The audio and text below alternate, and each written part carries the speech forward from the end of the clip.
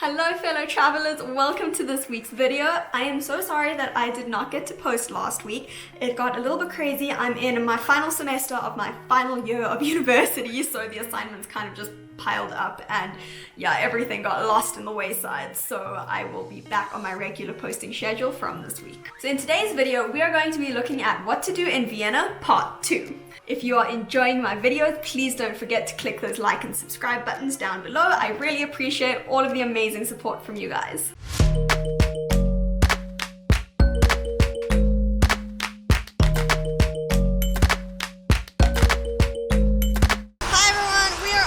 Second day in Vienna! Woo! Oh, maybe you should have brought an umbrella. Oh, it is nippy and cold as hell today. We have exciting news. We have picked up a new gang member, which is really exciting. Say hi to Lilian! Hi! I'm just from Switzerland and I'm enjoying my day with you. So we're super excited. We're now a gang of 6, which is awesome because we're now a round number. And that makes my inner OCD really satisfied. I'm not What a gonna crew. lie. We are on our way to the Belvedere Castle because we're fancy like that.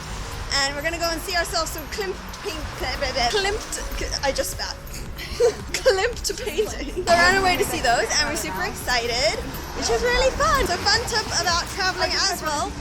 When you're staying in hostels, it can be really cool because you meet really awesome people and make new friends who you can add to your gang.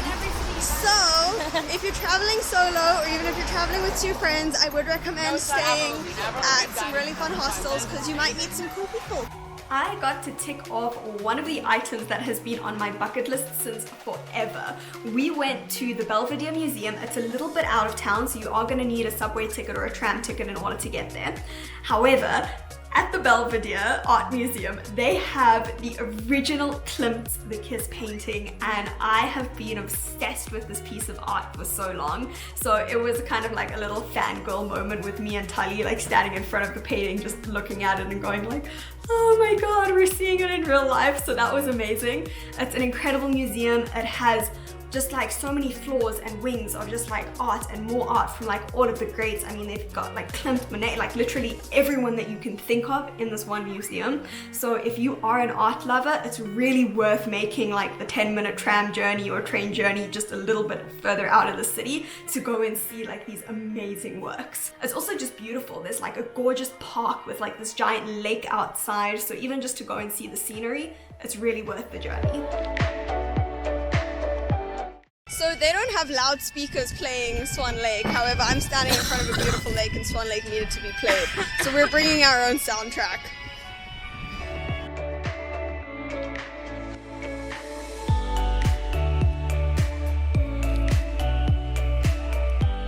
Basically, using near-infrared reflectology methods, what they can do is they can actually examine an image and see directly what's underneath it. So they can see originally what like the painter planned for the image to be, and then compare that to what it actually looks like in the final production and see what the changes are.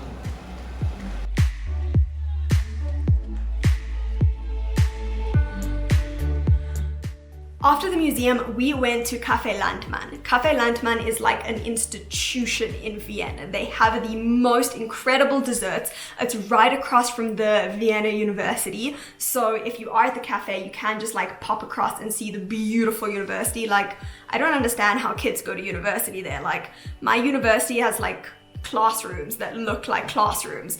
They have a university with like an opera hall and domed ceilings and like cathedral spirals, and it's just, yeah, it's not fair. If you can't go to university in Europe, guys, it's ridiculous.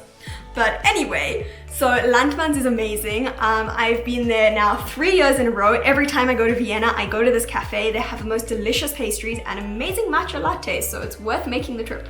After lunch, we went to the Albertina Museum, which is another art museum. As you can tell, this was a very cultural, art-filled day, which I loved. It's really worth going to the museum because they have a lot of Picasso pieces, which is really interesting and really stunning to see.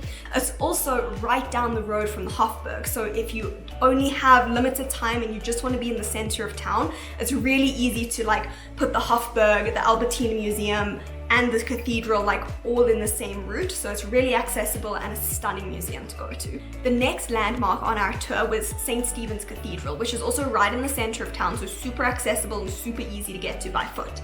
It is incredible because the architecture of the actual cathedral is so unique. My friend Shelley, who's actually from Vienna, explained to us that the two parts of the cathedral were actually built in two different eras. So you can see the difference in the art styles and the architecture styles while looking at the cathedral. So the taller spiral was built first? Yeah, the taller one was built first. I don't remember when it was built, but it took so long to finish that when it was done, like another Baroque was more in, and that's why the other side is built more Baroque.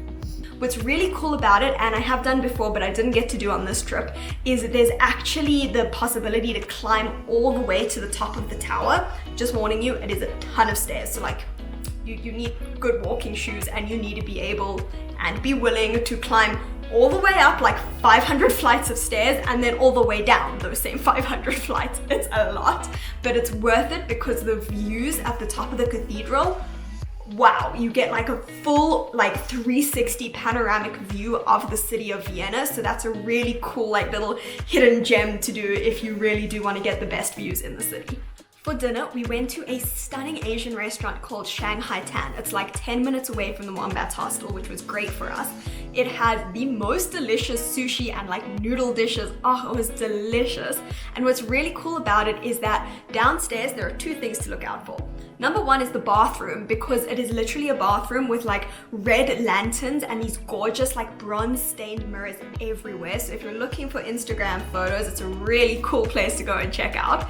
And secondly, they have these like private wooden booths for groups that are separated by these amazing like ornate wooden screen dividers. So if you do have a group and you want to book in advance, you can book like a private table for your group and have it in this amazing setting. Our travel group had 5 singers in it, so of course that meant that we had to go to a karaoke bar. It was really awesome. We went to one called Sing Your Song. You would actually just walk past it if you're walking on the street, because it's this tiny little door in a wall and you walk in and it's got like this graffiti everywhere, and you walk down this like staircase of crazy graffiti into like the basement, which is where the karaoke bar is. So much fun. And also it was such a surprise is that one of the guys who was working behind the counter serving drinks just like came and grabbed the mic halfway through and literally sounded like Sam Smith. And then he did another song and he sounded like Harry Styles, and it was amazing. And literally it's worth going to the karaoke bar just to hear this guy sing, because he is incredible. Go ahead, get down. Get down, girl, go ahead, get down. If you have to go to jail, put your house on up for sale. Did you get a good lawyer? Be that girl, watch that scene, dig in the dancing queen.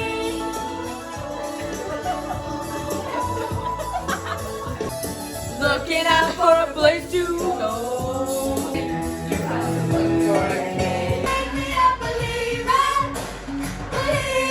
Thank you guys so much for watching this week's video. I really hope you managed to learn about Vienna and even travel a little bit while we're all still at home.